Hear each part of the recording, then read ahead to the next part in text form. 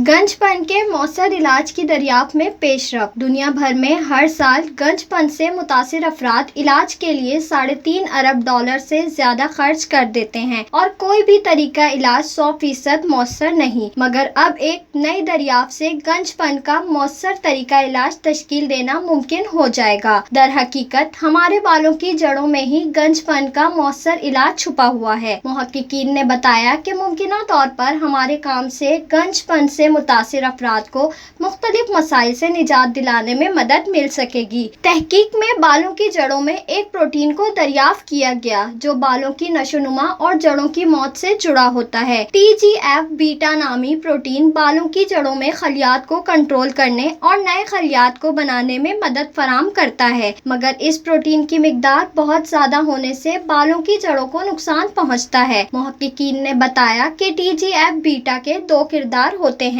ये बालों की जड़ों के कुछ खलियात को मुतहर्रिक करके इन्हें नई जिंदगी फराहम करता है, मगर उम्र बढ़ने के साथ ये खलियात की मौत का बाइस भी बनता है। इन्होंने मजीद कहा कि बालों की जड़ों के मरने के बावजूद स्टीम सेल्स का जखीरा मौजूद होता है। अगर इन खलियात को बहाल किया जा सके तो नए खलियात बनने लगते हैं और नई जड़ें उगने लगती हैं। इस दरियाफ्त की कुंजी स्टीम सेल्स हैं, जिनसे गंजपन का इलाज करना मुमकिन हो सकता है। स्टीम सेल्स इंसानी जिस्म के ऐसे खलियात होते हैं जो खलियात को नई जिंदगी देने का काम करते हैं। मुहक्किकीन के मुताबिक अगर हम TGF बीटा को सतह को कंट्रोल करने के काबिल हो जाएं, तो ये गंजपन से निजात की कुंजी साबित हो सकता है। इन्होंने मजीद कहा कि अगर साइंस फिक्शन में किरदारों के जख्म फौरी तौर पर ठीक हो सकते हैं, तो हकीकी जिंदगी में स्टीम सेल से भी हम ऐसा कर सकते हैं।